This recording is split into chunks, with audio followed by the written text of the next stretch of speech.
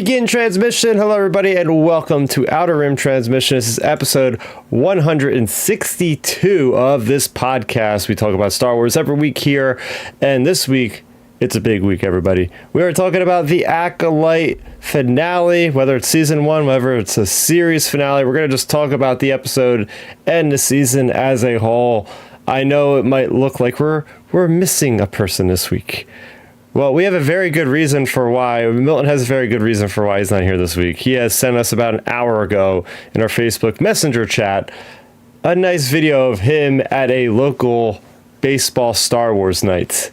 It was pretty epic. I guess it looked like they had the Saber Guild there. He had a nice video he sent us of, a double-bladed lightsaber guy going after somebody with a single-bladed, and there was people tag teaming in and out on the baseball field with Duel of Fates. So it's a great weather. It finally cooled down. I'm sure it's better over there. I think he had mentioned that he's over in the capital of Pennsylvania, Harrisburg. So hey, he's living it up. He's got a good story, Star Wars, our week in Star Wars over there. Even though he's not with us, he sends his regards. Yeah, that was awesome. It was really cool getting to see that. I love I love that he's being able to experience that. Like, that's always fun. Like, we had a similar thing like that, back, I don't know. I mean, I was probably in high school. It was probably like 12, 15 years ago.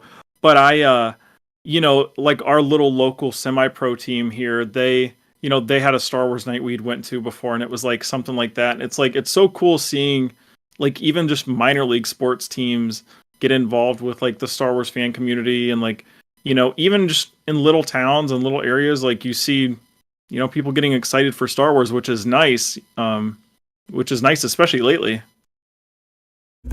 Oh yeah.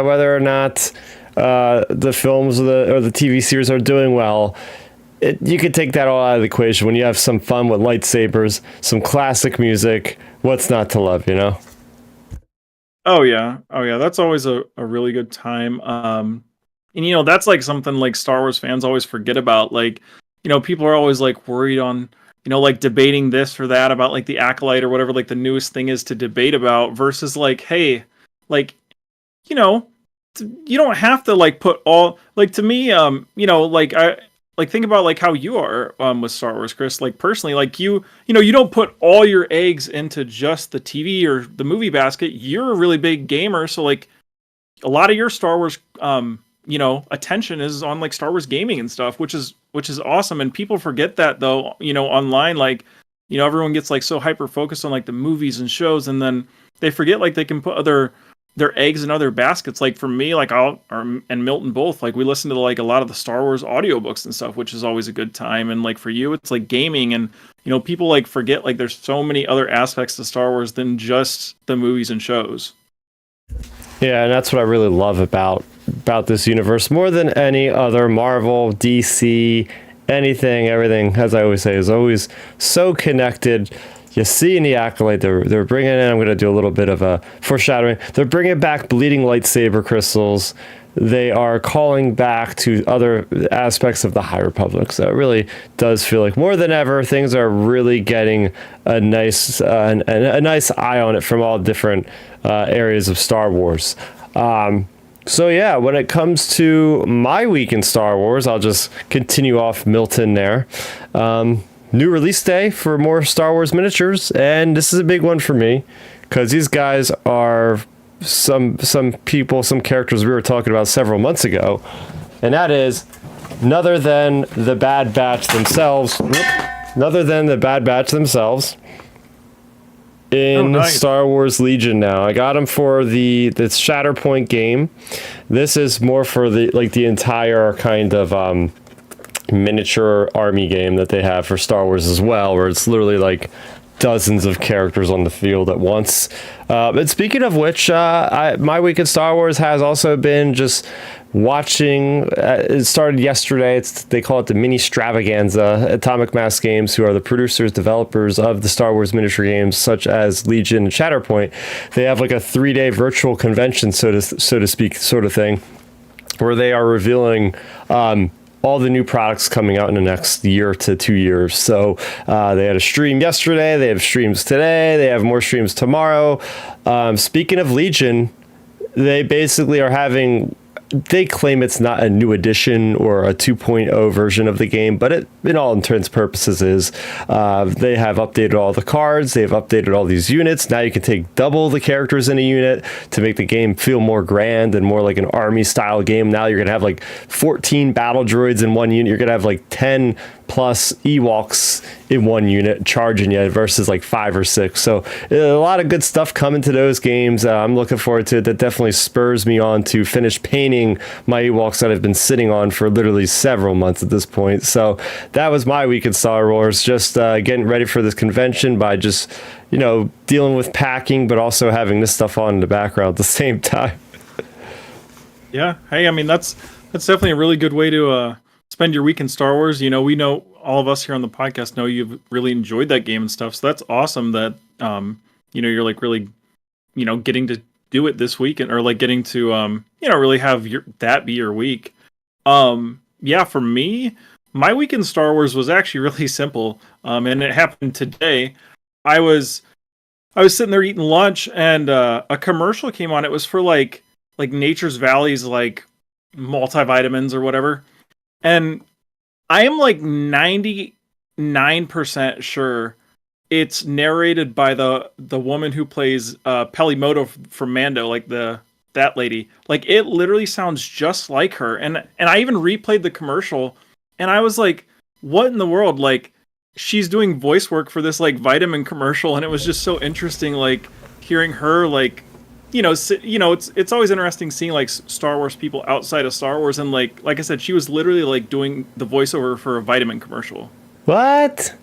Yeah, it's like for like nature. I think it's like Nature's Valley multivitamin, I believe is what it was called.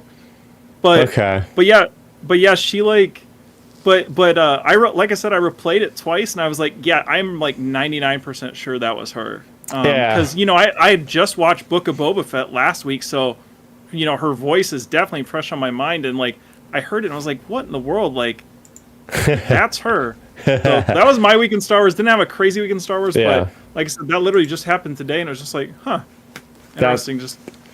It's fun seeing or hearing Star Wars actors in roles that, you wouldn't ever expect them to pop in, and it's always a treat for me to be like, hey, I know that guy, and I'm that crazy Star Wars fan that I'm with, you know, the average fans or people not a fan of Star Wars at all, and they're just like usually amazed by my random knowledge of like, oh, that guy played this character in this movie of Star Wars. Or I tell people like most of my celebrity know-how stuff it relates to like, oh, that person used to be a Star Wars character or that. So it's kind of like random knowledge that I have of these actors, and they're just, people look at me like, how'd you know that? I'm like, man, this is why I do a Star Wars podcast, man. This is why I have too much damn Star Wars knowledge in this noggin of mine. So, yeah, I mean that's how it is for all of us. Like, I feel like with, you know, us and like other fellow Star Wars creators and everybody, like if you're talking Star Wars online, or like even if you're not even like creating content, like if you're engaging with creators online and stuff, like you're definitely in more of like the really knowledgeable crowd of Star Wars fans than just your average, you know, person that just turns on Star Wars because they see a new Star Wars things coming out. Like, you know, we're definitely like in the hardcore audience, which is always fun because, like you said, it's fun to be like, oh, hey, this person did that, or you know, was part of this, and now they're in Star Wars, or they were a part of Star Wars before. So it's always cool getting to like, you know, see that crossover. Oh yeah. So, getting into the housekeeping, if you are catching us live on a Friday at 9 p.m., thanks for joining us. I know this is not normal for us, but it's for good reasons. I'm going to be going to Comic-Con for a week, and just a reminder for everybody out there, it's not a reminder because it's the first time telling you guys this, I will be taking a brief hiatus off the podcast. I will be producing content, but we're planning on coming back the second weekend of August, which puts us right in, if you're keeping track, Sunday, August 11th. After today, the show will be returning, and for good reason, because we will have just witnessed what is happening at D23. Big Star Wars news will be expected. If you're not familiar with what D23 is, D23 is the all-world convention for Disney. It happens every other year, and there is always a big presentation of all the different properties that Disney owns on the first night, whether it be Marvel, Star Wars, Lucasfilm in general, Pixar, all those things that and I guess Fox now, all those entities that Disney owns. It's like a 2 or 3 hour presentation, and we always get Star Wars stuff, big and small, at those things. So I'm firmly believing that we'll be coming back with plenty of things to talk about, plus all the adventures I have at Comic-Con I'll be sharing as well. But you know what? Acolyte is ending. I'm going to be on vacation for at least 2 weeks already here, so it might as well just stretch it out a little longer. I figure we've been working hard here at Outer Rim Transmission, bringing you guys the latest, so everybody deserves a little bit extra time. I know Milton's doing stuff. I know you're doing stuff, Ben. I'm doing stuff. So giving some people here time to enjoy summer, because man, oh man, we're halfway through July. It's moving fast. So like I said, we'll be in August when we come back to this. So things are moving fast. So that's how it is. But yeah, usually we will be live at 7 o'clock on Sundays. This was our old time slot, so it's always fun coming back to this, seeing faces I don't usually see at this time that we used to, such as Chris Forsyth is in the chat. We got the Ray side in the chat. We got Skywalker's Academy in the chat. I will say a couple things to note for you guys. As always, I go live on the Star Wars Underworld YouTube channel every Wednesday with Matthew Neugebauer. We're on the show called The Tractor Beam at 9 p.m. on Wednesdays, where we break down the latest in the Star Wars comics. I was there on Wednesday, and then I was also on the Star Wars Underworld yesterday, last night, Thursday, with podcast royalty, the Ray side, Dominic, Chris, and Ben, the usual crew, invited me on to talk the Acolyte over there as well. So if you want more Acolyte insight from me, go to yesterday's video that's live streamed over on the Star Wars Underworld channel, because I'm talking more about that there, as well as on Wednesday with Matthew. So yes, I think I got my fill about talking with Acolyte by the end of tonight.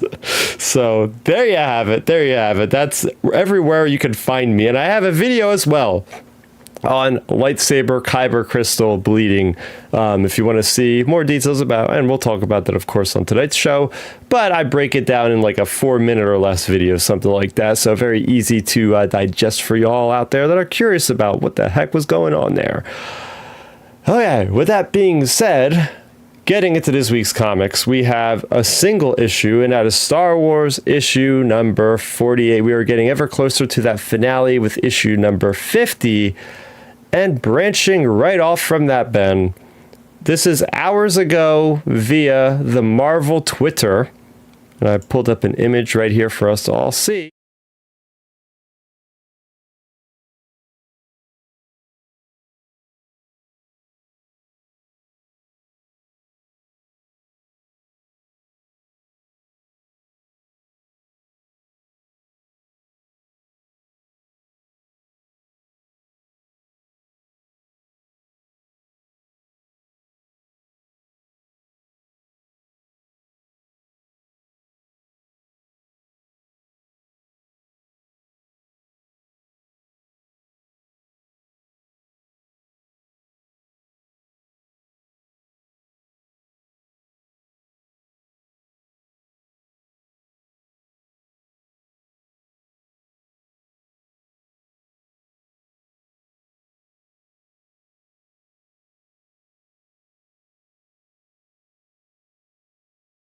Of a lot of the stuff, I mentioned it a few weeks back, like when we talked about, what I would like to see. Like I'd like to see more like going forward storytelling, like whether it be after the sequels, ideally after the sequels, but like this, I like that they're doing something right after episode 6, because now maybe that opens the door a little bit where it's not only going to be just only Favreau and Filoni being able to control that time period. Like they'll start to like loosen up the reins and let some writers tell their stories in that area. So that's nice to see that they're going to be doing that now. Yeah, real quick, I think my audio wasn't synced when I showed the image. So for those of you that were wondering why there was a dead moment of silence, my bad on that, because the audio input capture wasn't in that window on OBS. So yes, hopefully it didn't cut out too much audio, probably like maybe 10 seconds worth. But getting into it, yeah, no, for me, my initial thoughts are great artwork. this could have gone anywhere. I know me and Matthew over on the Tractor Beam, we talk about this so much of where are the comics going next. We've seen this coming for about a month now, and they told us in that initial teaser of 50 being the last issue, like, we'll be seeing in weeks where this is going next. And part of us wanted to see it really go in between Phantom Menace and Attack of the Clones, such fertile territory, and we've already gotten stories in there, like over the years, like one or two, like Obi-Wan and Anakin, and maybe one shots here and there from some of the comics. But this is also a big thing that people have wanted to see for literally years now. I'm curious to see how far this is going to push forward. We already know that Jakku is a year after the events of the Return of the Jedi, and when they talk about, we don't know exactly that this is going to be in that timeline, but all intents purposes, this is as good enough indication as we'll ever get. I mean, it's the charred remains of Vader's helmet, signifying this is after Return of the Jedi, obviously. But the final battle of the Empire would be at the Battle of Jakku.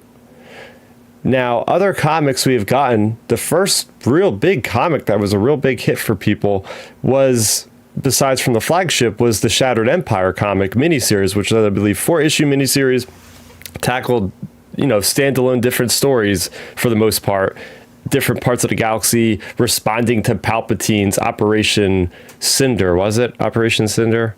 I think. Yeah, that sounds correct. Yeah, it's like the whole thing with the satellites, like just Palpatine trying to put a torch to the Empire to just destroy it. Even his own planet of Naboo he was targeting. So that's my question of like, okay, we already have a lot of that story between Aftermath and between Alphabet Squadron trilogies. That territory is very well paved at this point.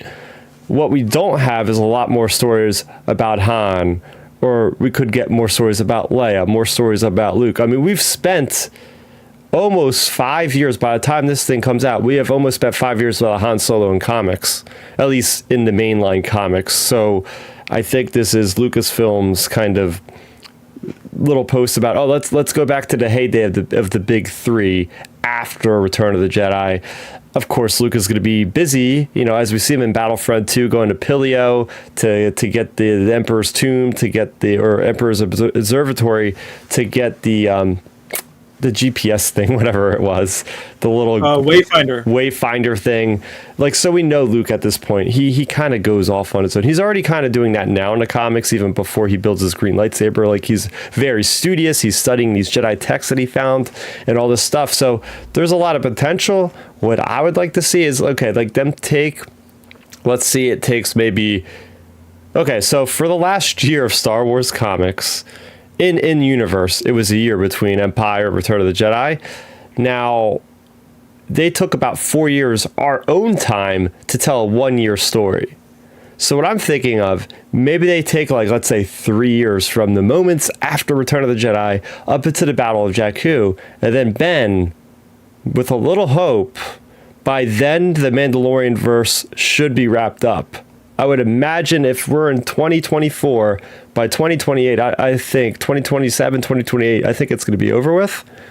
So by then they'll have complete trajectory straight through to The Force Awakens, where then the comics can just go on for like 50 years, essentially our time without any impedance in between. So I think that's maybe what they're doing, is they're going in this well-paved area where they don't have any conflicting stories, because Favreau has already acknowledged Operation Cinder and all that stuff. And I think that's where I think they're trying to like bide their time in this little paved era, so then they can travel into the well-paved Mandoverse, and that stuff's already done. So yeah, I mean, I think it's it's really good that they're starting there, and like you said, it gives them enough time, because a year in the Star Wars time took several our time, so maybe this will give them time just to kind of like drag it out, lay out whatever content, whatever stories, and I'm sure they can do like a random multi-issue run about I don't know, whoever, just random characters and stuff in that time period, which would be nice. And yeah, like, I don't know, it's going to be interesting. I'm so interested to see where the Mandoverse stuff goes. I am, just because like that interview from Dave, like clear back in like April or May, like the way he talked in that, if I remember correctly, like he made it seem like the Mandoverse wasn't ending at his movie. Like he made it because he made it seem like they were like. I'm pretty sure it was like an interview back in like April, May range, maybe a little bit earlier than that, maybe March. But it was something along the lines of he was wanting to like they're really wanting to like develop the whole New Republic stuff. So I don't know if it's actually going to end with his movie. Like honestly, like they might just continue on and keep pushing forward. But if they don't, then yeah, like you said, it kind of sets up the path for them just to go and like literally fill in every like little gap in that time period with what was I mean I you can already see it coming a mile away, like a whole comic thing probably of like where Luke's putting his like temple and stuff, like before you see it in Mando, like where Grogu and like when Grogu and Mando and Ahsoka are all there in Book of Boba Fett, like they'll do some sort of comic surrounding all that sort of stuff, like with Luke and I know what they're gonna do. It just dawned on me, man. It's gonna be Luke teaching Leia how to use the Force as a Jedi. Oh yeah, I think that could be a big flagship arc right there. Dude. You might have just got it, actually. I could see so many copies of that first issue being sold. I don't know if it'll sell as much as the first issue of Star Wars in 2015, but if you market that correctly and be like, you want to see how Luke and Leia trained as Jedi together, here's the story for you. Oh man, there's going to be a huge influx, because I mean, it hasn't been said, but I feel like obviously the further you get into the Star Wars comics, the more people fall off. I mean, it's just natural. Like people spend money, but then they wait for like the new big hot thing, and that could be it. That could be it. And this ties in to the next story. Not so much a story, but a reminder. If any of you are going to San Diego Comic-Con, or if you're on the internet expecting when this big news of whatever's coming out, I got you covered, because on Thursday, July 25th, at 4:15 to 5:15 Pacific Daylight Time, in Ballroom 20, there is a Star Wars panel happening. And that's in a big room that holds like 4,000 people. We got, different, we got, did I explain? I might have talked about the description last week. Did I talk about this last week? I'm losing my train of thought these days. Yeah, I think you did. Basically, yeah. So basically, okay, now that we got this teaser poster, I fully expect them to go into detail about what the story is going to be. And I could see them doing that in front of a crowd of thousands of people, being like, this is that story you guys wanted for a long time. Luke training Leia how to use the Force as a Jedi. Then I could just imagine the applause and people going, yeah, Just imagine if they, like if the first initial like cover design, what if it's like a really like stylized cover design of Luke and Leia from the flashback from Rise of Skywalker, where they're standing like in the woods with their lightsabers and stuff, like, and then it's, something like that, maybe like a whole big history of like, Luke training Leia, like just something to get people hyped up. Oh yeah, and then Han, we know, I think he eventually leaves the rebellion. Well, we also have that other book now too, the love romance story of Han and Leia after the events of Return of the Jedi. Oh, so we already have that story technically. So I'm very curious to see like where, because that story, The Princess and the Scoundrel, where they're on the Halcyon, the Galactic Star Cruiser, and it takes place literally like a blink after Return of the Jedi, and they allude to, like the Operation Cinder happening at the end of that book. So, I'm very, very curious to see where they're going to pick this up. Are we going to kind of get some of the same story we've heard, at least in a book, or Shattered Empire, maybe just redone with the artwork, which is fine. But that's the one thing. It's like, okay, there's plenty of fertile stories as we're going over. But yeah, that's that. So that panel's happening on the first day of Comic-Con on this upcoming Thursday, and then the day after, there is a Hasbro Star Wars panel. and that is happening in room 7AB at 2 p.m. again Pacific time. So there's your Star Wars fix. There's also going to be a big booth there as well. I think it's going to be the Fantasy Flight guys are going to be there slinging some Star Wars Unlimited cards. So I'm going to be trying to get my special con exclusive pack, and maybe Outlaws will be there hopefully. So we'll have plenty of things to discuss when I come back as well. So that basically does it about. Almost 30 minutes in the show. We're ready to talk about a Star Wars finale. So we are talking about The Acolyte, episode 8, The Acolyte. Big surprise. I mean, it was a surprise for a while because I watched this as soon as it went up. I was ready, man. I was ready at 9 o'clock on Tuesday. They had a generic poster of the episode as the thumbnail, plus an untitled. I said, oh man, they must be really dropping some big stuff if they're really being that secretive with the darn thing you're just clicking on, right? And overall, I was impressed. I really thought that there was a high bar. And I don't know if that's the right terminology, but there was a lot to live up to for Lizzie Headland pulling this thing off.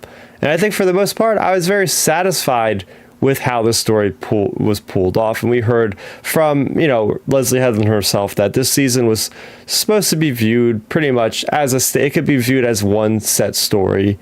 Then there's like connecting points. And I think that was pretty accurate. I feel like the chapter 1 is closed. If this is it, then we can kind of headcanon sort of what happens next without too much of straining ourselves. But there's also plenty of room for really interesting stories to come in the future if they decide to do that. And at this time of recording, we do not know. And quick aside again, another convention's coming up August 9th, D23. I fully expect if they are ready to announce an Acolyte Season 2, they should probably do it there, because I don't know if they want to wait all the way till April in Japan to talk to us about that. Who knows? But anyway, I really like this. I thought the drama was built up really well between Sol and Osha, and May and Osha, and Chimere and Sol. There was a lot of great moments. The budget was pretty good in this one. I mean, looking at the the starfighters going through the asteroid belt and stuff like that, that was really neat. That really shows the money they put into the show. And then the same thing with the choreography. It was just so freaking good. Stuff from like Crouching Tiger, Hidden Dragon, like really cool force maneuvers, bleeding crystals, force wiping somebody's mind. So on many aspects, the music was really good too. On many aspects, this was probably, I will say, the strongest episode of the series to date. But I will let Ben go forward. What are your thoughts on this episode, man? Yeah, I mean, I think for me, really, the episode was it did its job. I guess I would say more than anything. Like, it did its job. Like, for me, it wasn't as like, it was a fine finale. Like, it did its job. It had, like you said, it had some good moments, good choreography. Like you said, some of the lore stuff, like the bleeding the crystal, those sorts of things, those were all really good. The acting between the actors we've talked about so much throughout this show consistently, between Lee Jung-jae and Manny Jacinto especially, like their acting was on point again, which was really good, especially like Sol's death scene. Like that whole back and forth there was really good, I feel like. And yeah, I feel like, the episode, it was a fine way to end things for the season. It was good that they answered the questions we needed answered, though, because that's what I said last week in our episode 7, discussion. It's like they opened a lot of basically cans of worms here in questions, and they have like approximately 40 minutes left to put those worms back in the cans, and they did a good job of answering the questions in a pretty good, a good way. And like I thought it was a fine finale. It wasn't like a total disaster. Like the show in my opinion is like super well written, but overall I thought it was a fine finale because it did its job on stuff, which, hey, that's what I wanted it to do, versus like leave a ton of open-ended questions where, in my opinion, like that's the worst thing about some shows.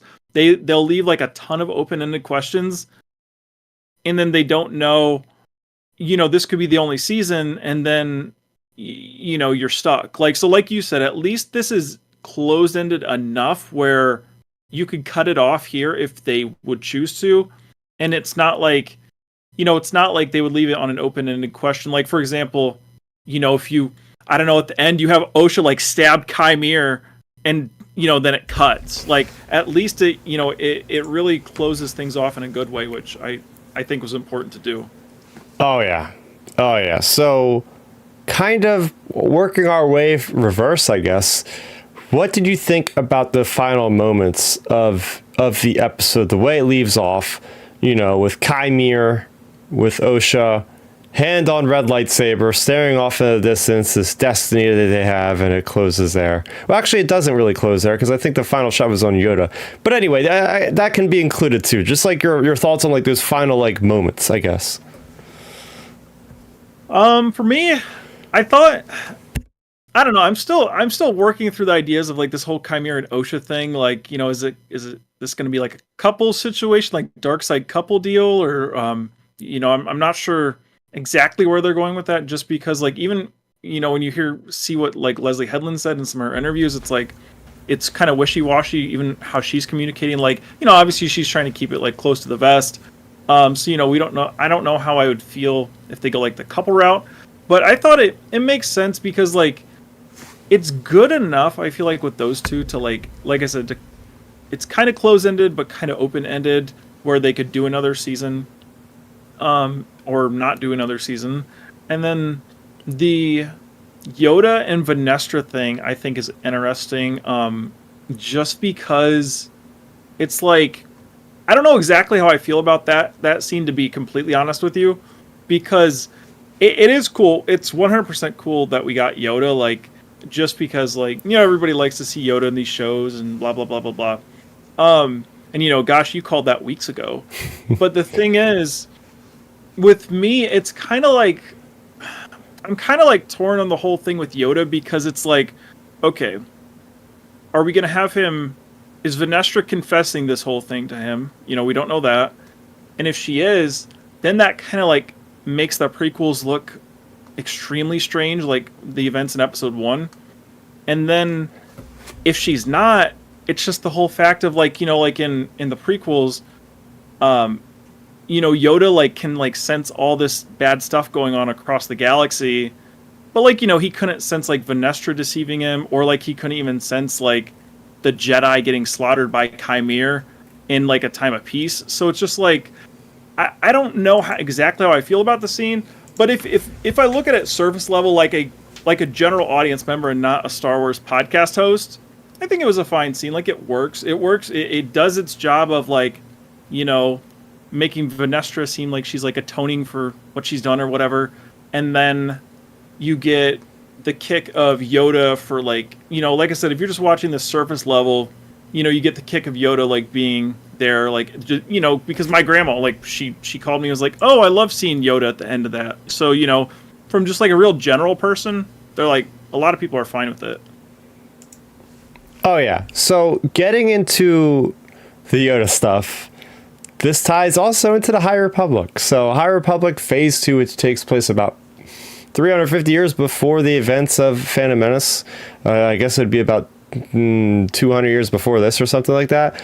Yoda covers up a huge thing that's a risk for the Jedi and everybody that's Force sensitive. He sweeps under the rug the idea that there's these creatures called the Nameless, which are just taking out Jedi, sucking their life essence out and just turning them to dust. Him and Creighton Sand make a pact together in, at a hallway in the Jedi Temple off to the side, saying, yeah, if word gets out, the masses will panic. We have to kind of bury this. We can always explore it later. And then now they are in Phase 1, and these things have returned. And now they have to go back into their past and dig up these old wounds, because this is getting out of hand. So I could see, like, okay, they've retroactively already given us the idea that Yoda has done some questionable things. And we've always known that Yoda has done some questionable things, even to the original trilogy. Like, he was just like trying to hide things from Luke a little bit, and about Vader and all this stuff. And, so Yeah, he's never been exactly the guy with the cleanest record. I mean, he's let the Sith overcome, and maybe it makes him even worse if he did hear this from Vernestra and he didn't do anything about it. Same kind of thing with how Mundi was like so close to all this with Vernestra, and he was like, oh, but they were extinct for a millennium in Phantom Menace. Like, it just, I think from my side, my perspective, it just shows you like this, the Jedi are just not perfect by any stretch, and they are doing some questionable things here and there. Oh yeah, for sure. Like, I mean, I'm better with like Ki-Adi-Mundi and the Yoda stuff than like honestly some of the decisions they make Soul do, because some of the stuff like throughout the series they make Soul look like, you know, very incompetent as a Jedi. So like I'm honestly more fine with the Ki-Adi and Yoda stuff than I am really Soul, because it's like if you're looking at Soul, it's like, whoa, like they really did a lot of weird, you know, just I don't know, just like you know what I mean, like kind of incompetent things with him. But yeah, I totally get that. But you know what I mean, like for like some people, it's like jarring because it's like, man, you know, it makes like some of the prequel stuff look weird, or like, you know, if you think of the prequels, it's like, how did Yoda not know about these things going on? So yeah, like I you know, I completely get that. And you know, since we're at the end of this episode, I guess, gosh, like you said, we're talking in reverse of it. I really enjoyed, I think the right there, even though it was only one scene, I think right there with Manny and Lee Jung Jae, I think David Harewood's acting when he was talking to Vernestra, that was like arguably the third best acting we've seen in this show so far. Because like, you know, when he was on screen, you were locked in, like just the way he was talking, the way he like mentioned like the Jedi investigation, all these things, like that whole thing, you're locked into like every word David Harewood was saying. Like he was amazing as that role, and I'm like, man, I wish we would have seen him, you know, one other time in this show or something, because his acting like earlier in the season, like what was it, maybe the second episode or first episode, even when Vernestra like is talking about the Senate and stuff, like political rivals and all this. Yep, I wish we would have seen an early scene of her and David Harewood, because he was excellent in that scene. He really was. And at the time, I think this is before the Plagueis reveal, I was like, oh wait, are we having another thing of the Sith in the Senate? The Sith embedded in the Senate, because the derision, the arrogance that he had, kind of like the directness with Vernestra of just calling out her and her people like that and just being so blunt about it. I was like, whoa, this guy sounds like he has anger. He has had enough. He's even saying like, oh, what is that thing you guys say? Oh yeah, may the force be with you. Like, he is so dismissive of her and her entire ideals. And I was just like, whoa, like you said, like we've heard about the politics in this show, and it's only been like two occasions. Once with that political rival mention, another one like 2 episodes ago with Vernestra with a holocom call with an Abedino senator. And from there, it's just like, oh, that's it.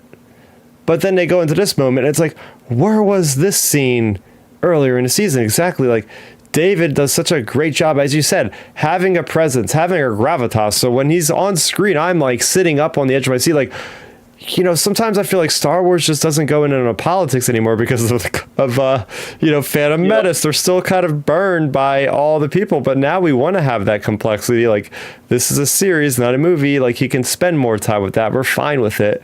But, you know, that just leads it into like, okay, if we get a season 2, like, let's have more of this sort of stuff. This is great. Yeah, I mean, bring him back for season 2, like if you're going to do more Senate stuff.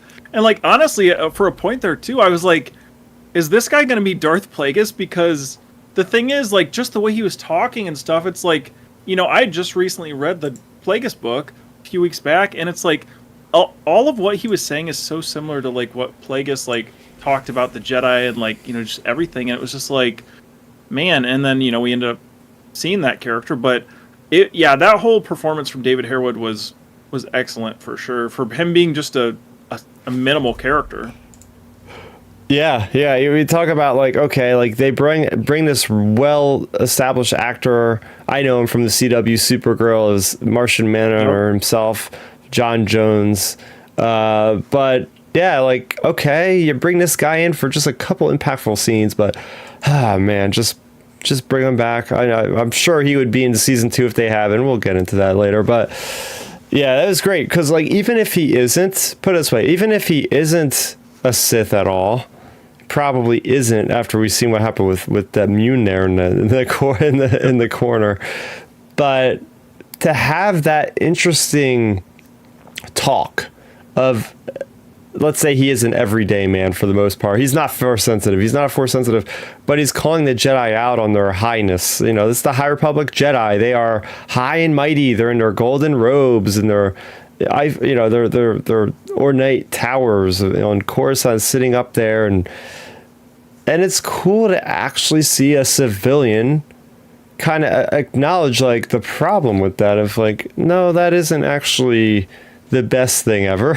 There is problems here, and we've gotten a lot of that from the books, a lot of that from the novels, from the High Republic, from a lot of the comics as well. So again, we're getting a different side to Star Wars thanks to the Acolyte. That without the Acolyte, I mean, we wouldn't really be getting content that's thought-provoking like this. So that's one thing I really liked about just the implications of this in the overall Star Wars saga, whatever you want to call it these days, the IP, I don't know, just everything involved. It was a good paving of new territory, I guess you could say. Oh yeah, I completely agree with you. Like that, like I said, that whole thing, it was nice, and you know, it is good getting to see kind of like that civilian side of things, because like you said, you see it in the books, the comics, you know, even in Legends, there was plenty of that. Like I read Outbound Flight a month or two ago, and like in that book, part of it takes place during the prequels, and like, you know, you have a side character like kind of like berating at Obi-Wan about like the Jedi being like, you know, pretty much like how David Harewood was talking. So it's cool getting to see, you know, that kind of like civilian side of things, of how like the normal person would view the Jedi versus just like us watching the events unfold. Oh yeah. So getting it back into a little bit deeper with the OSHA stuff, with the Chimere stuff at the end of the episode, I think that puts a nice cap on this entire series so far. You have a show called The Acolyte, and we very clearly see the mission is complete of said Acolyte. She has taken the title of Acolyte, has killed a Jedi Master without the use of a weapon, using wielding the Force, and bleeding her own crystal, turning it red. That is the journey of the Acolyte, and to see that fulfilled is pretty awesome, right? I feel like some things we just don't get there, maybe not until season 3 or 4 of a series to really like pay off what things are leading up to. But I feel like that was really good payoff over the 8 episodes. Were they executed great? Not good in some parts for sure. There's issues. I acknowledge those. But to see the fuller picture now in front of us, these 8 episodes of, okay, this was a story that Leslie wanted to tell, and she was able to put that through. So just seeing that, the cap on that, and seeing, okay, Chimere didn't die, Osha didn't die. But then that leads me into the next thing of like, okay, we see Plagueis. We could talk about Plagueis now too. Just okay, now where do these people fall in with the Sith lineage that goes down with Palpatine and Tenebrous and all those other guys? Like, obviously, we know that Chimere once was the Padawan of Vernestra Rwoh, so he's not from like the true Sith line. Like, he's a fallen Jedi that did something and started his own thing. So now that's what I'm curious of, like, how these guys are interacting. This is more speculation, I guess you could say, but just like, how are you going to have this power couple interfering with the grand plan, if you will, of Sidious and all those guys now? Oh yeah, I mean, it's going to be interesting to see how they would do it, hypothetically, if we get a second season, how they would incorporate that. Because, like, you know, I've seen some folks, you know, who've broken down the episode, and like I believe it's when Soul's talking about some of this stuff, like some of the power stuff or like the creating life stuff or whatever. Like, there's like a really weird look on one of the shots on Chimere's face, and like, you know, I've seen some people say like, oh, has he like, you know, seen this sort of thing before, or like, you know, like maybe Chimere, you know, who knows? Maybe he was involved with Plagueis at some point and then like left, or you know, something along those lines. Because like there's definitely going to be something there because of Plagueis. You know, it was awesome, mind you, getting to see Plagueis in that scene. Especially the funny thing was, Chris, I forgot to tell you in our group chat, like when you message like wow in bold letters or whatever, I started the episode probably like 3 minutes after you, so I was like, I don't know what you're saying wow about, because it was just like, you know, one of the scenes, and I was just like, okay, I guess you're getting excited about a random, you know, a scene, and then it was like, oh my gosh, Plagueis. So it was really cool getting to see him, and just getting like you said, the implications of how they're gonna connect him to Osha and Chimere, because is it going to be a situation where he's Chimere's master that maybe kicked him out or something, or is it going to be like, because think about like even the character arc, it could be like Chimere got kicked by Venestra, then he gets kicked out by Plagueis, so it's kind of like, you know, you're getting kind of the boot from both sides of things, and then, you know, now it's like you have this, so it's like, yeah, it's like, all right. And it's just, I think there's a lot of ways they could go with the Chimere and Osha and Plagueis story, though, that's for sure. Yeah, because I gotta rewatch the whole season, or at least bits with the Chimere dialogue, because I don't think it's ever really put out there specifically of like he had a dark side master. We know he was with a Jedi, or did they mention that? The only indication we have of that's ever been spoken of is, it was like last year, I believe, in an interview, Leslie said there's in this series there's an acolyte and an apprentice and a master.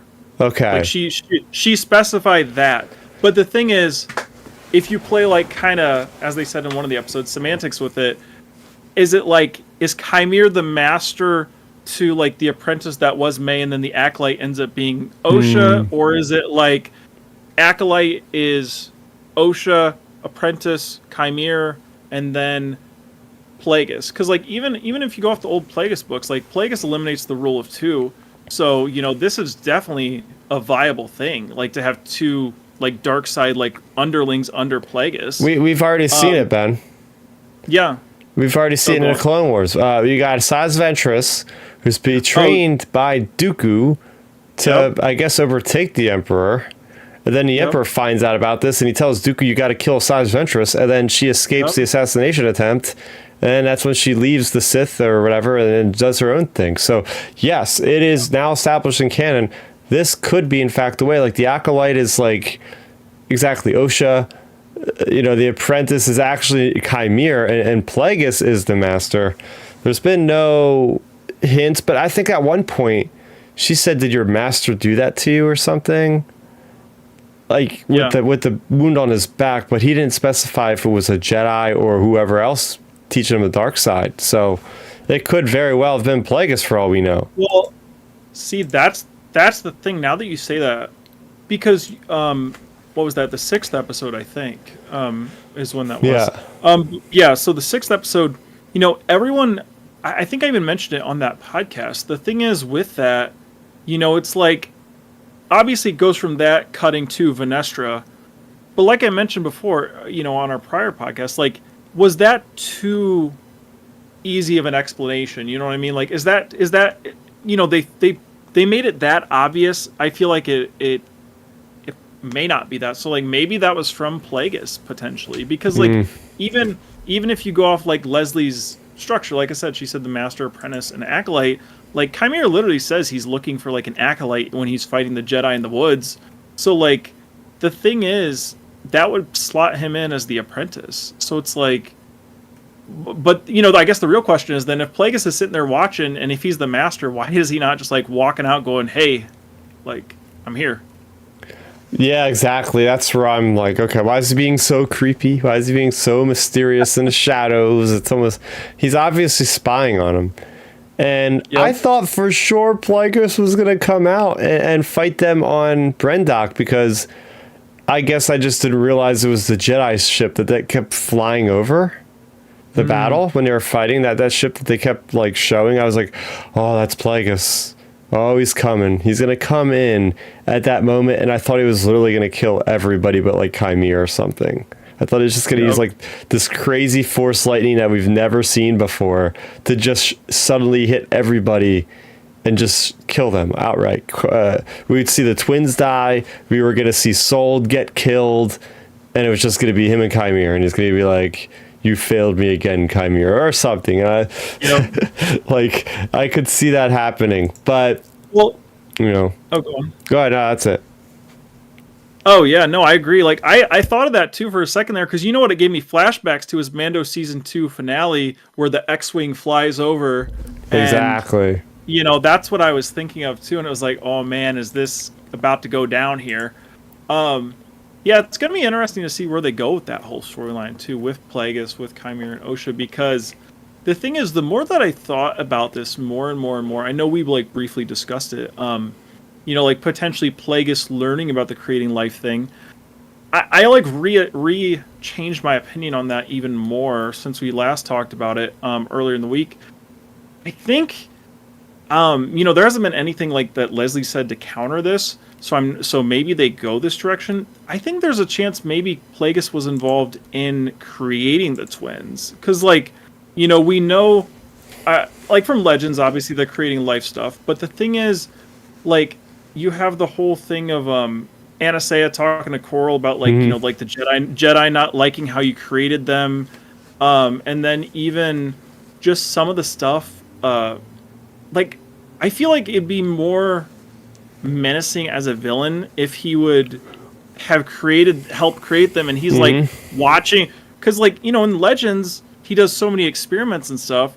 So why not him watching his experiment unfold right in front of his eyes, see how the thing went with the twins and everything. Yeah. And I think it's going more in that direction. The more that I've thought about some of the context clues, some of the dialogue, I think it's more along the lines of he was the one to help the witches out. Maybe, versus him learning from them, it was more of a partnership deal where hey, I'll tap into the dark side to help you out a bit, and then Exactly. I think that's a great way of going about it. There's a lot of people not exactly happy with what the team was doing over there when they were talking first about, creating these people from the Force or whatever, these twins. And now if you possibly link it to Plagueis, then that kind of rectifies everything, because that was a big thing, is people were like, well, no, that was Plagueis's deal. He did that to try to create Anakin and all this stuff. So now if he was behind it the whole time, then everybody would be just content and they wouldn't be going crazy. And I think that's I hear less and less of it every day now on Twitter about that whole thing, because there is that connection, and I think in our head canon we're going to believe that until told otherwise, essentially with a story, hopefully. But yeah, it is nice to get that, the idea of, okay, creating, we get the answer. They were created by the Force, by Anastasia. They were one thing and then split into two. So that was very interesting, this sort of way of having life be born that way. Oh yeah, for sure. It leads into more and more of that stuff that the potential, like you said, the Plagueis potentially creating them thing, just because heck, maybe in the second season, if they do a second season, we'll get, instead of flashbacks of witches singing and stuff and chanting, maybe we'll get a flashback of Plagueis being involved with these witches and things, showing what really happened. Gosh, we've gone from what really happened in the third episode to the seventh. Maybe we'll see the actual full witch story, maybe answered in the second season, where Plagueis goes and, I don't know, maybe he senses a virgins in the Force in that area, and then he goes to that witch forest, and then he's hey, I'll help you, blah blah blah blah blah, and does that whole thing, because I think there's a lot of routes they could go with it.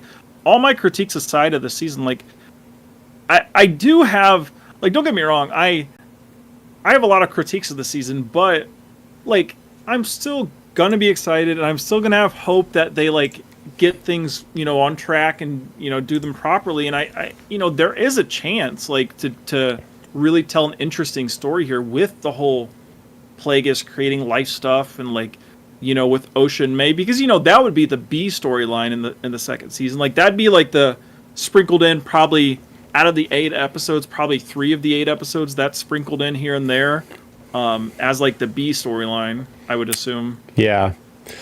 Another moment right before the end, again going in reverse order, I guess, is the idea of the scene between May and between Osha at the fateful place of where everything started to go wrong under that Bunta tree or whatever it was called, with the poison yellow tree, and this sweet moment of the two girls coming to grips with something that needs to happen next, and May just kind of letting Osha, just trusting that Osha will probably help her in the future, maybe see her again.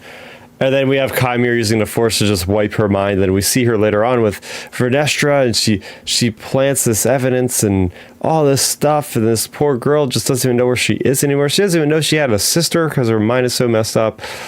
What did you think about this resolution of Vernestra and the scapegoat of Soul, and then, you know, May getting dragged into all this as like another kind of entity of the whole thing? Yeah, I mean, I think, yeah, that whole sequence, it was interesting that they went the mind wipe route. I mean, because that's the only way you could answer it without killing the character, I would say. Because you can't just have her get arrested by the Jedi and, you know, get interrogated or something. So yeah, I thought that was a clever way to do things with that character, and it makes me really interested to see, again, like it's a good enough way to close things off for the character, but it's also open-ended enough where you could do a second season off of that, because like the thing is, you know, we automatically assume that, like, I automatically assume anyways, that, like, you know, the A plot of the second season could be a lot of May going after Osha type deal, you know, that sort of thing. But maybe, you know, who knows, maybe this is only like a 2 episode out of the 8 episode thing. Like, you know, we all thought like the twin identity thing, you know, was shown so early this season. Like, maybe they just go and have Osha and May run into each other 2 or 3 episodes in the next season. Because, like, I don't know.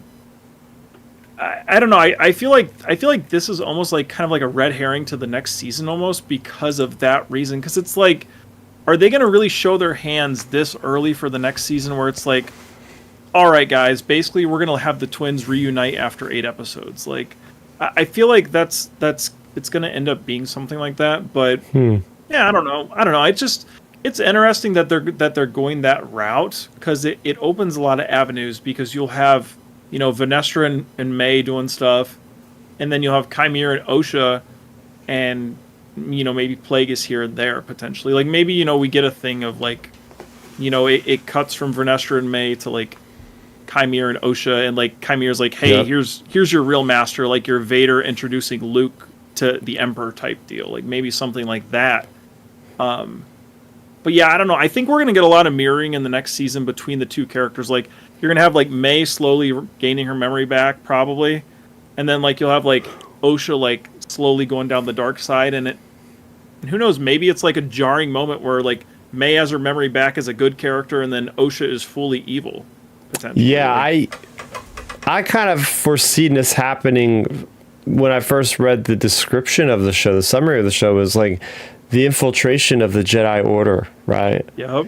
And going back to episode 5 at the end, I thought that's where this was going the rest of the season, was we were going to actually see May at the Jedi Temple kind of acting like Osha and like doing some stuff with computers to figure out to try to undermine the Jedi, and like sneaking around the corridors at night and stuff like that. And while it didn't happen in season 1, it's certainly as heck is looking like it's probably going to happen in season 2. If she goes the route of being evil again, I could see that happening. And then my whole idea, like many others, I assume, is the first season was also supposed to be, for most people, they thought it'd be about a person being trained as a Sith as well. Yep. So this entire season could possibly be kind of like your precursor, or your like issue number 0 if you're comic books. Like, it's just like that, setting the foundation, kind of bringing all the people in on this universe, and the exposition is all there. So then season 2, for where to happen, we're going to go full steam ahead to, I think, what people probably were looking for the whole season 1, perhaps. So. Oh yeah, I mean that's what, I think I mentioned it before to you when we've been chatting about Andor. That was my big thing with Andor. It's like Yep. I was expecting the way they've described the second season of Andor. That's what I thought the first season was going to be, and then we get it to where it's like, oh wait, this whole season's going to be a recruiting pitch, basically. So it's like, I'm glad like that show's going in a direction for the second season that I prefer, and like I think with this show as well, it's gonna be a similar situation potentially for a lot of people where it's like, they were wanting the Sith stuff, and now it's like. And I'm sure, of course, like Leslie Headland talked about it. She'd take feedback, good or bad, like if it's good, critiques and stuff. Like, maybe they'll kind of like course adjust to include a lot more Sith stuff in the second season. Like maybe cut back and forth between Chimere and then Venestra a lot more than what we even seen in this show. Yeah. Yeah, I could see that. Getting into the setting. I will say we've spent a lot of time in this season on the flashbacks to the Brendok. I think it was a great idea to go back here for the finale. I think there's a lot, like I was already talking about with the twins at the tree, right? Getting that call back to full circle moments. Same thing with what is happening in that courtyard. Getting kind of those flashbacks, PTSD of like, oh, here was the bridge where all these witches were shooting at us with arrows, and here was the mining shaft where the bridge fell through and it collapsed, and a lot of good callbacks, but for really good themes and figurative things happening in like a 3D, so it's cool to see why now we had to go back to that planet so many times, because fighting there with the various people with more of the storylines now under our belts to understand like their developments, understand the characters' motivations more, it definitely paid off for me a little bit more, maybe more than most people, but I did like to see like, okay, we're getting some finality to, if that's a word, we're getting some kind of like conclusiveness to this planet that has a lot of history. Yeah, I mean, I thought it was a good setting to go back there and do that versus like, them going to like potentially Bald Demnik or like something like that, where it'd be more on the nose. So like, and like you said, it provides finality to like the characters, the fact that it was like ironic that it was like the girls' home and stuff, that all this stuff was going down at, and where like, all of these events sparked off for Soul as well, like for him to be there. So I thought it was a really good way to do things for sure, and just like the design and like the whole action on the set, or like the whole action through this entire sequence on Brendok, I think was done really well. Oh yeah. And what'd you think about the kyber crystal bleeding? How'd you like that? Yeah, I mean, I thought it was pretty good. I mean, like it was cool seeing that on screen, just because like we haven't really seen that on screen before. It's not like that was like really established back during like Revenge of the Sith when Anakin turned. So it's like, I've seen some folks be like, oh, well, why didn't Anakin like do that? When he got anointed Darth Vader. But it's like, some of that stuff we do have to look the other way on. Yeah. Because it's like, what are you gonna do? Edit Revenge of the Sith and like change Anakin's lightsaber to red or something, like like that's some stuff I feel like as Star Wars fans you just have to like give that up, like, or like, what I mean, it's like it's just you can't change that. So yeah, like for me, I thought it was really cool just seeing that on screen, like to see again, like I'm definitely a person who's pretty critical of like the way Lucasfilm handles like the differences between like books and movies and stuff.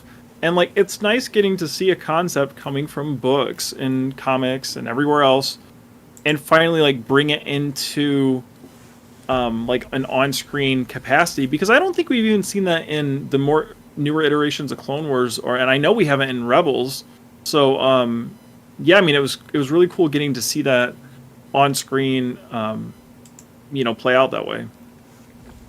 Oh yeah, I mean, even at the moment going into that, taking that awesome moment out, and just that was one of the best moments of the series. It's I'm kind of morbid saying it, like, oh yeah, seeing somebody get force choked to death, a slow, horrible death, like that's so cool.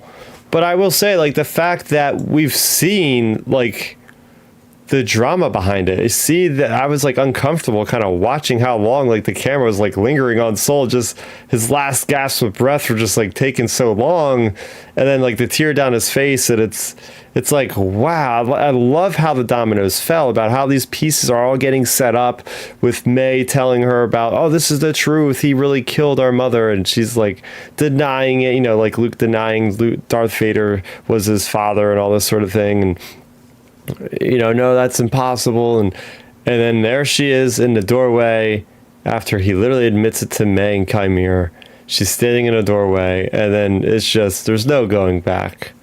She heard enough, and no matter what he says, and that's the thing, like the dialogue is like, it's okay. Like he was telling her it's okay. Like this really consoling moment. And it was like, wow, that was a great performance by both actors involved, because I was bought in, and I knew there was only one way it was ending, and it was still like it was like that train wreck they just can't turn away from. You're just watching like, yeah, this is uncomfortable. And then the lightsaber turns red, and you're like, oh my gosh, that moment just got capitalized by that. That's crazy.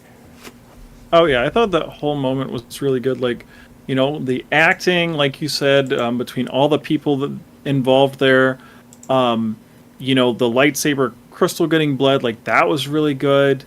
I really do like as well.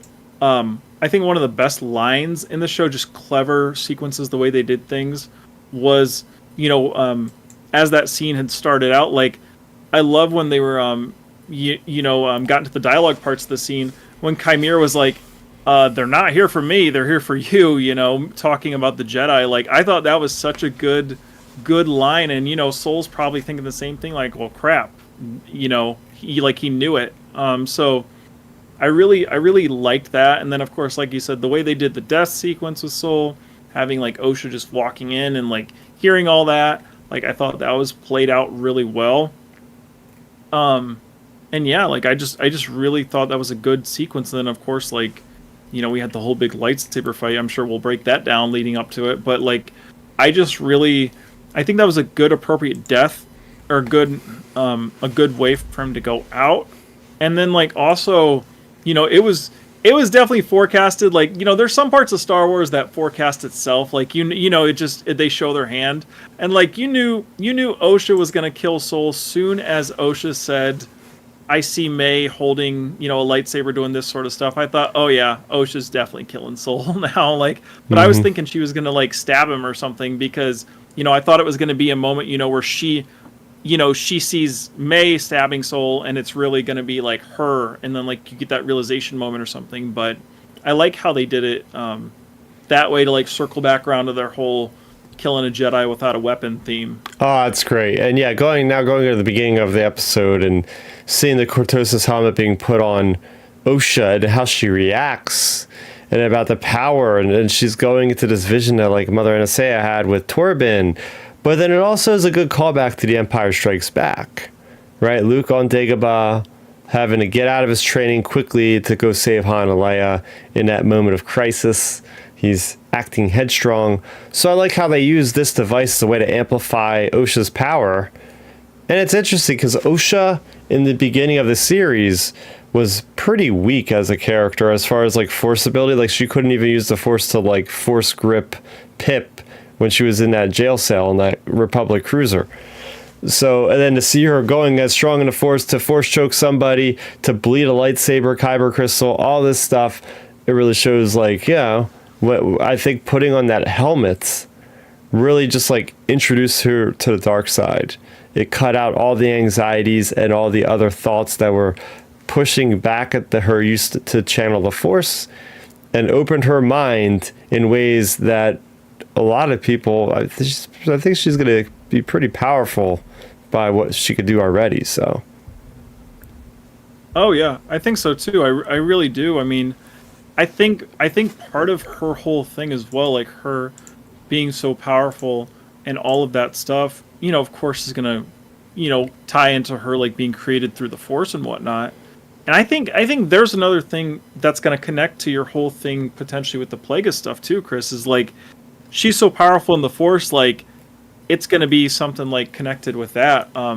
Because like, we even see her, like you said, she's tapping into like the visions with like Torben and all that stuff.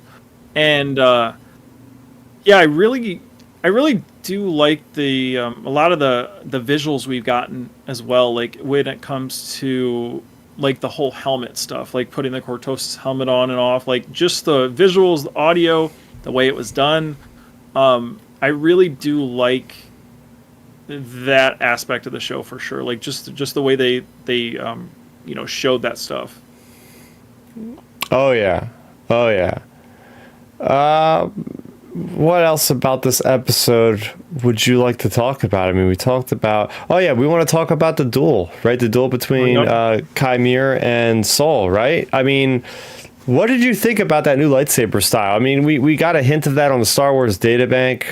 There's a certain name for the style he's using, but I love actually seeing how short the one saber was. I think it's like that samurai thing, right? Well, like Ahsoka, she even has like a slightly shorter blade, nowhere near as short as this thing.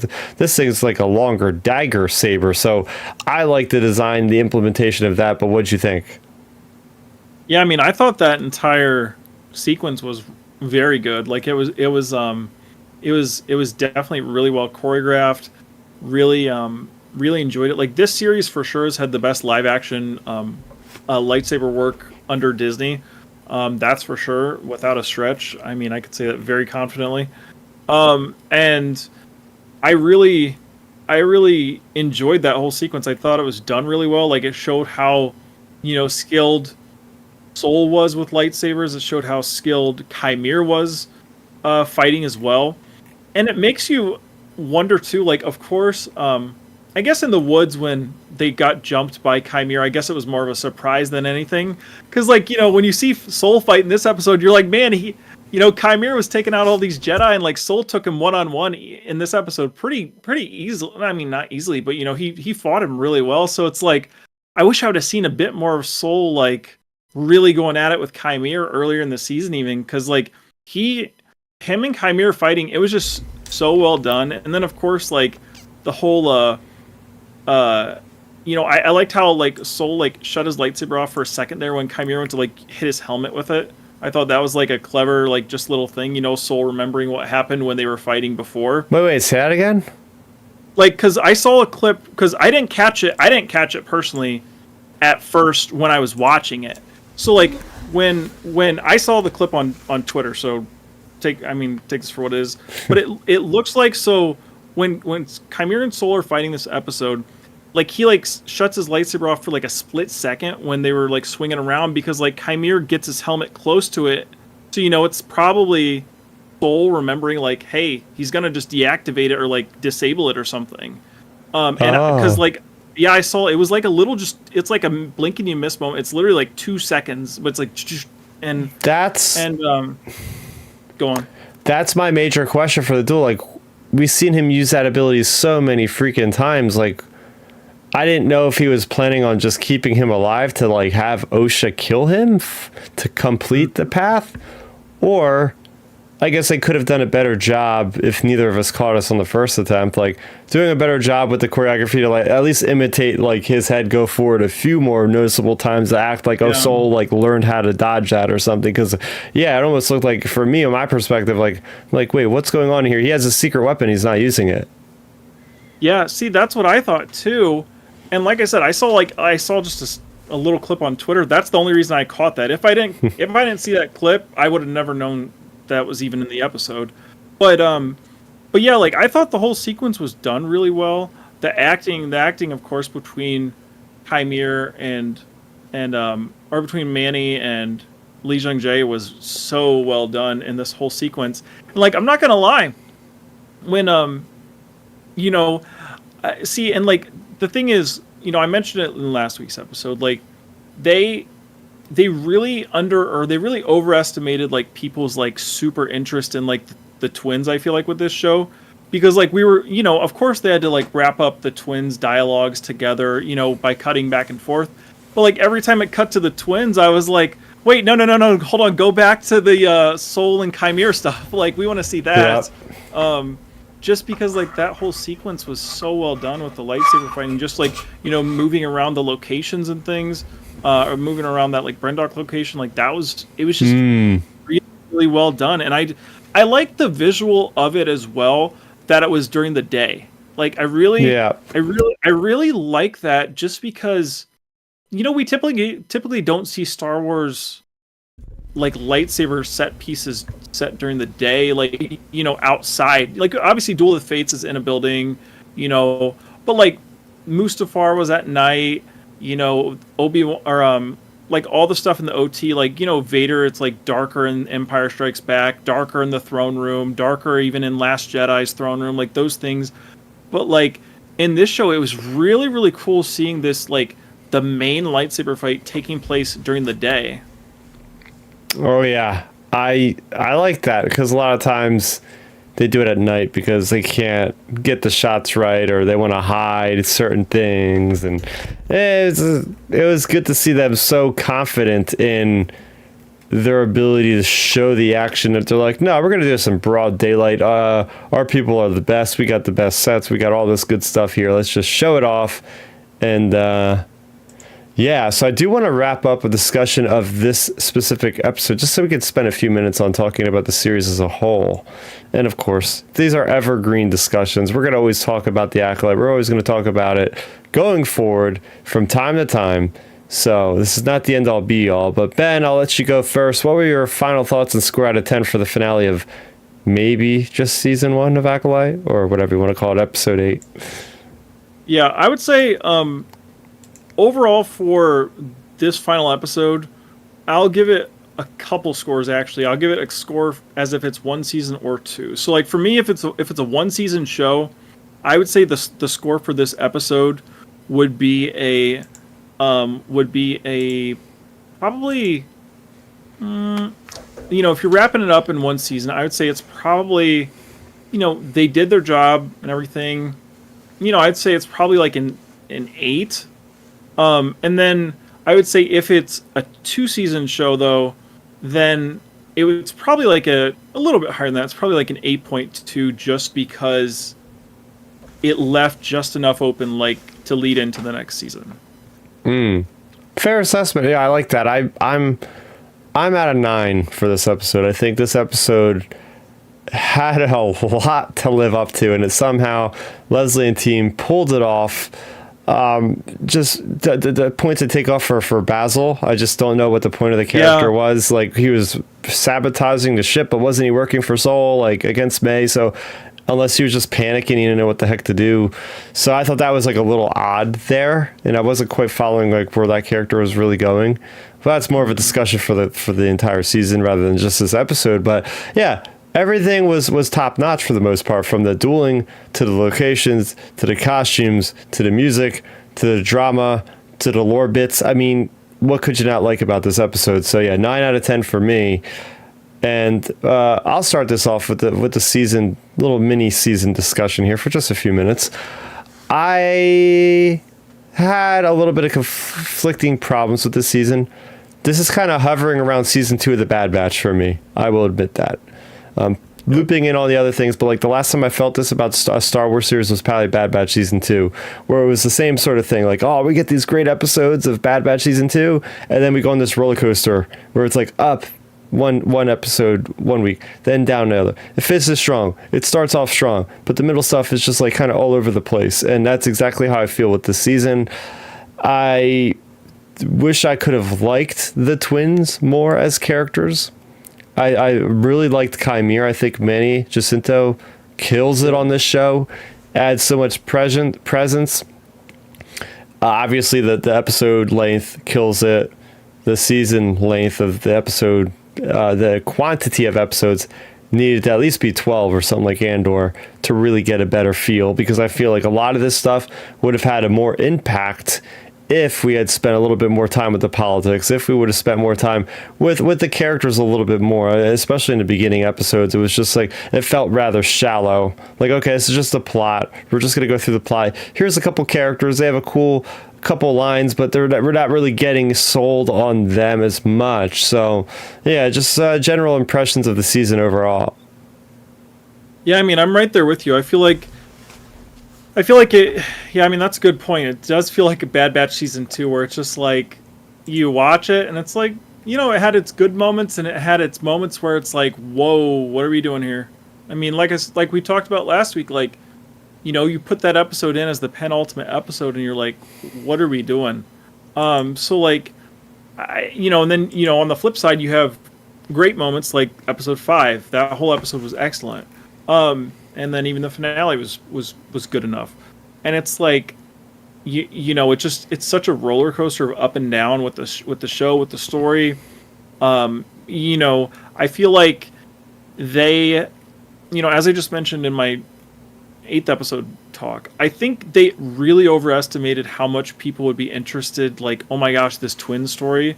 And if, I feel like they should have like leaned into the twin stuff even more if that was going to be the big thing, because obviously, like, the big thing to the writers of this show was the twin story, because, like, why would you have Soul, like, in his dying talk, like, saying what, going back and forth, talking about the twin stuff, and I'm sitting here, I'm not emotional about the twins, I'm emotional that Soul's about ready to get killed.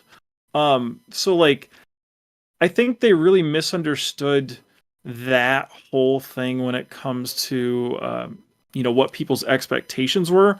And then again, that falls, on marketing and things of like, we hear all this chatter of a Sith show, and then it's like, oh wait, no, actually it's really a lot of this twin stuff. So, I completely, I can relate to you, like, when it comes to, like, the twin stuff wasn't the best part of the show, I would say. Yeah, but then the highlights were going into a new era, having the visual design to know that we're not actually in the original trilogy. We are clearly even predating the prequels, like seeing some simple details like a Gonk droid looking a little bit different, or a Vector fighter flying by. It's not the Delta Jedi fighters that look like a triangle anymore. It's the ones that predate those. Like seeing the Jedi with different costumes with gold and the costumes that we know from the books. Hearing about things like the hyperspace disaster. So we're really folding in all these other elements. I think they did a great job. Even things like hyperspace sickness that Vernestra Rwoh gets because she has something with the Force. Cortosis. Like, there's been so many awesome elements that are stuff pulled from the books and the comics and the multimedia approach that just makes this feel special. This is the kind of thing I've wanted for years after the buyout of Disney. Like, okay, let's get out. I'm tired of Luke, Han, and Leia. Let's do something else. Let's go out of that era of the Stormtroopers. I'm tired of seeing them. Let's do something new.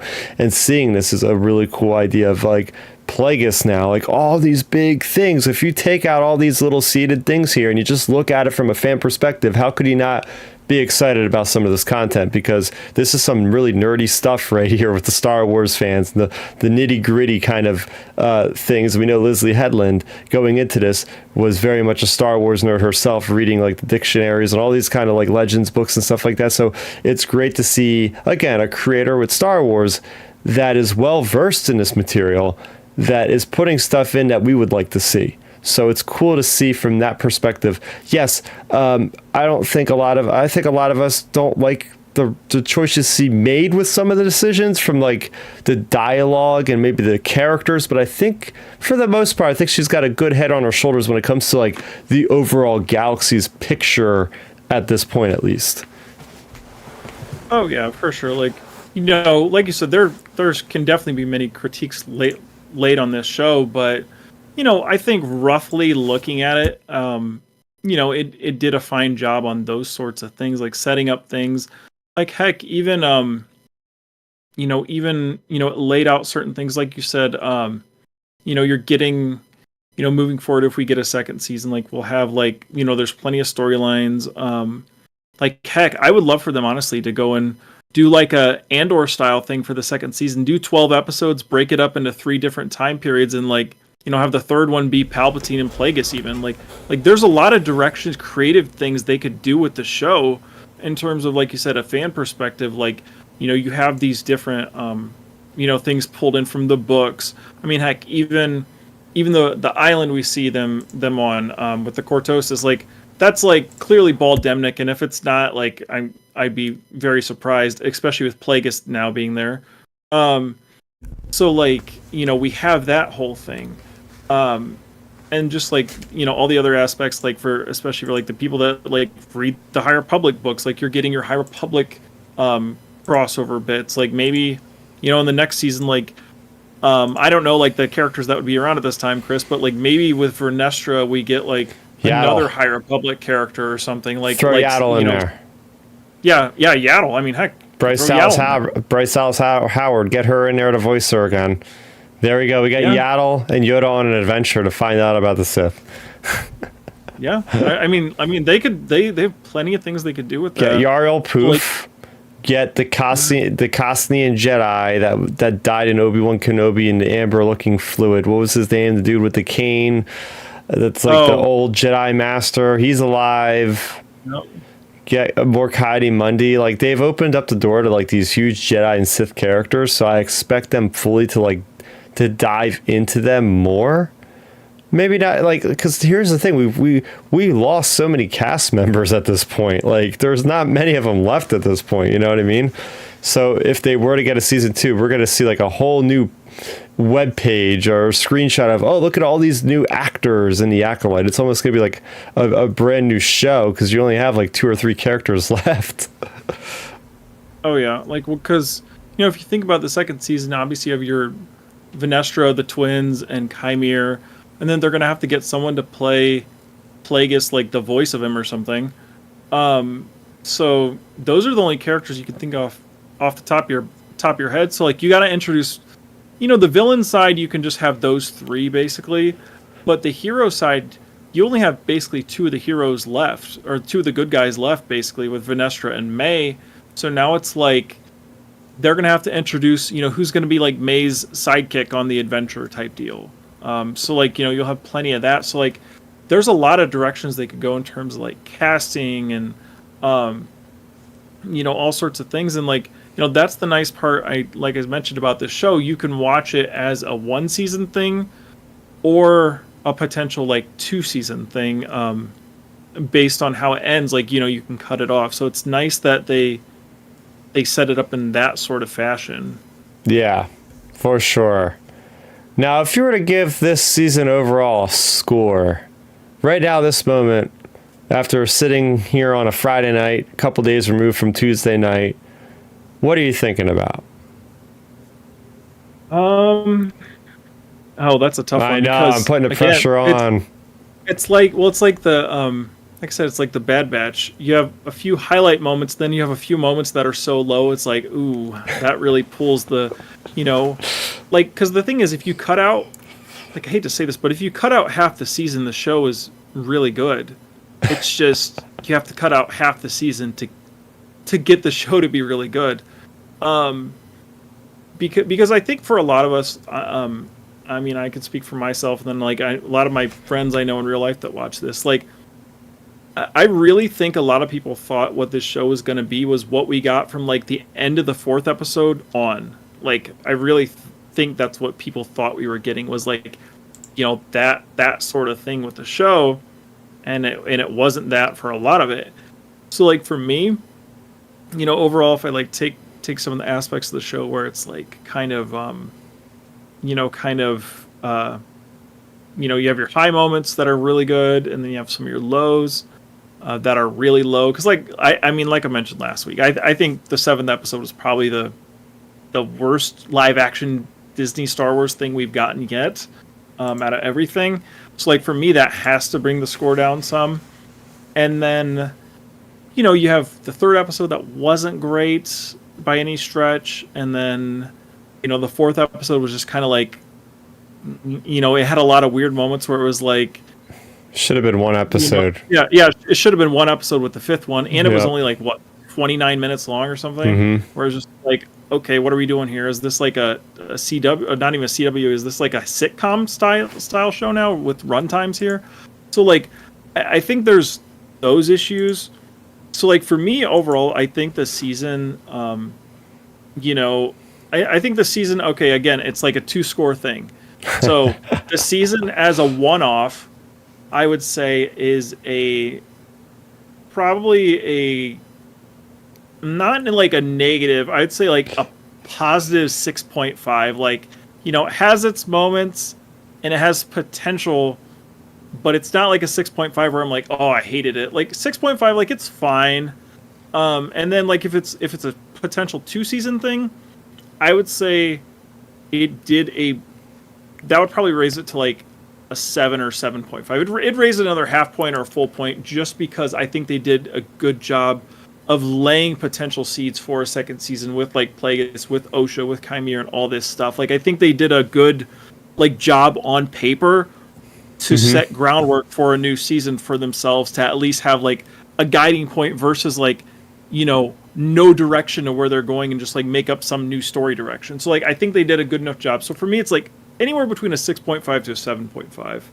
Yeah, that's exactly the range I was thinking of. I'm like, 6.5 or 7, 6.5 or 7.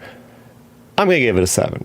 I think for the most part, I really did enjoy this show, and it has its moments where it's like, oh, what's going on? Head scratching moment here. But the main thing is I see the vision that Leslie Headland has, and really, really hope that about 3 weeks from now, when we're back on the podcast, you, me, and hopefully Milton, will be able to like at least like breathe a sigh of relief. Like, okay, there's a second season on the way. We can put aside some of those weird things because we know maybe they'll be able to address them in season number 2. So yeah. Well, here's one thing quick to jump in there on that. My one of my other Star Wars YouTube friends, Star Wars Santa, he was talking to somebody about it in his stream the other day, and like Santa himself has enjoyed the season quite a bit, but like he was explaining to someone there was someone commenting in his chat who was like kind of like disgruntled about the season and stuff. And he was like, hey, look at it like this way, look at it kind of like Rebels season 1, where Rebels season 1 is not great. Like it has some good moments, but it is definitely not great. And fast forward, Rebel season 2 and beyond is really good. So like maybe this is kind of like our Rebel season 1, where it's like it has some great moments, but then a lot of it is just shaky. So like maybe this could be kind of like the Rebel season 1 of live action shows, where like, hey, they'll fix some stuff in the second season. Yeah. We actually have Milton himself. He's in the chat. He's saying he's on the ride home from the Star Wars night in Harrisburg City and listening to the podcast. So there we go. It's good to hear from you, buddy. Hope you're doing well. Get home safe. Season score, it's a low 6 for me. So we are all in kind of the headspace of like between a 6 and 7. So, I mean, we had a lot of bad reviews on these episodes as far as like our scores are like pretty low on some of these episodes themselves, but like getting the bigger picture is the best thing. And it really, there's nothing bad, like nothing inherently like bad for me about this story. Like there's nothing that damages Star Wars forever. Like there was a lot of people online just saying like this is going to kill Star Wars and like all this stuff, and when you look at it now, it's like there's nothing in here that does that at all. So yeah, it's just annoying that we had so much rhetoric coming from the certain side of the fandom that just is denouncing this show before it even began, really. Yeah. Oh yeah. Like, I mean, you had a lot of that from fans and stuff. And I think a lot of it, it just comes down to, people like, I don't know, when it comes to Star Wars fandom, like Star Wars fans are like so passionate about Star Wars and like their ideas on Star Wars and things. And like, for me, it's just like, I don't know. It's just, I don't know. Star Wars fans, it's always an interesting conversation, good, bad, or in between. That's for sure. And like you said, you had preconceived judgments of it, and then like it's like you get online. That's why like it's hard, or it's good not to like engage with a lot of the stuff on Twitter, because it's like you see people hating on the show constantly, or it's like you see like crazy people that are like, it's like, oh my gosh, this is like the best thing ever, and if you don't like it, this means you're this type of person or that type of person. And it's just like personally with me, I got in the premiere episode, I don't even know if I sent you guys a screenshot of it. I rated the premiere like a 7.3, and I had someone like tweet me that I was like a toxic loser for saying that. And I was just like, excuse me? Because it's like a 7.3 is not bad. So like, you have that type of stuff go on in the fandom when like at the end of the day, like Star Wars fans just need to remember like, hey, we all love Star Wars, so like try not to just shoot arrows at each other all day. Like that's the big thing people forget about when it comes to this whole like, online fan discussion type space. And like, and again, it's kind of like your thing, you talked about with Andor before, Chris, where it's like, hey, if you don't like it, like you don't have to watch it. There's plenty of other Star Wars things, like, because the thing is now people forget there's so much volume of Star Wars content getting produced. You don't have to be a 10 out of 10 or a 0 out of 10 on everything. Like it's just like any other media. Like, you may not like certain aspects of certain things, and that's fine. Like, there's plenty of other stuff coming down the pipeline. Like, we got all the Mandoverse stuff coming or whatever. Oh, yeah, for sure. So, I mean, that should just about do it for us here.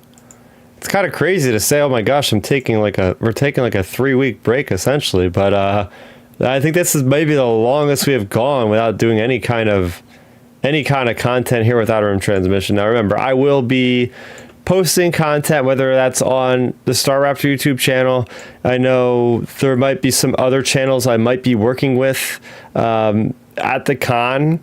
I don't want to say names just in case things don't work out right, but all I'll say is pay attention to my socials on Twitter at Starrapter to just see what I'm going to be up to, because there's going to be a lot of things going on over there in LA and San Diego. I'm going to LA first and going down to San Diego for the con.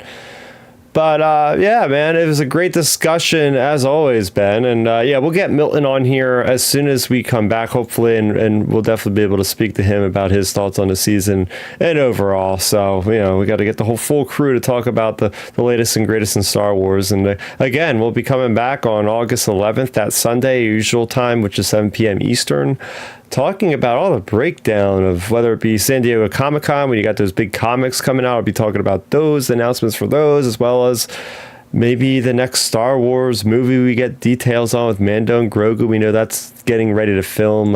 Sets are being made and stuff like that. So, yeah, a lot of stuff to look forward to, even though we have like not any imminent Star Wars coming out anytime soon, to my knowledge. We do have a lot of news stories to cover that we've fallen back on and different things that we'll definitely be hearing more of. So, oh yeah, it'll be a good time catching up on everything. It's going to be interesting to see if we do get an Acolyte announcement between now and when we come back. Just because, like you said, I hope they don't wait clear until Celebration to do it, because that would be a long time to wait. But if they do wait till Celebration, selfishly, I hope what they do is do like a thing like how we had the Emperor come out, or Ian McDermott come out and do his Rise of Skywalker bit. Like, why not just like, if you go to Celebration, if they're going to announce it, do like the same type of bit, like shut the lights off, put a thing on stage, and have whoever the actor is that's going to be playing Plagueis full Plagueis costume, saying like, have you ever heard the story of Darth Plagueis the Wise? Boom. Oh man! Like, I would love that. Like that would bring the house down at Celebration. Yeah, it literally would. So like that sort of thing, like, and then just have the guy walk off stage. That's it. Just say that and leave. Like, and then just come behind him. Acolyte season 2 coming whatever year. Like, I want that sort of level of hype with the fandom, because the thing is, that's, I know we're wrapping up the podcast, but that's something they could do with this show. Lean into the hype, lean into, the popularity of Darth Plagueis and stuff. Like, you could really get people excited about the show. But yeah, that's something I'm looking forward to in the next few weeks, just to see if we do get an Acolyte announcement or not. And if not, I feel like we'll probably get like more, like you said, Mando and Grogu stuff and go from there. So yeah, I mean, it was a good podcast tonight, man. If anybody wants to follow me on social media, I'm always talking sports or fitness or Star Wars, of course. You can find me on Twitter at RealBenMaynard, or my Instagram. Sometimes I post my workouts or diet stuff at RealBenMaynard. And then if you want to find Milton, His handles are his Twitter handle. He's always like reposting sports and funny stuff as well on there. It's at Milton Weber 7, and then his Instagram, he always posts like his workouts and his diet or like just life stuff and whatnot. And you can find that at Milton 7 Weber. Oh yeah. So there you go. Again, if you're watching or if you're listening, thank you very much. Nice show tonight. We are available, I didn't mention this before, for the viewers out there. We are available on any podcast streaming service. So if you'd rather listen to us on the go without having YouTube up, you just want to listen to the audio, you can find us on any podcast app of your choice, mainly like Google and Apple. You'll find us on there. Please give us any review, rate us. Please 5 stars out of 5. Help spread the positivity of our really cool community here on Starrapter's YouTube channel at Outer Rim Transmission. So, until August, that's going to do it for Outer Rim Transmission. This is 162. Thanks, everybody. And please, if you see me at San Diego Comic-Con, say hi. I might have some like stickers or pins or something if I still have them to give to you guys. But please say hi. Can't wait to be there first time. So, looking forward to it. But that being said, we'll see you guys here in August. And that's it. So may the force be with you always, and transmission.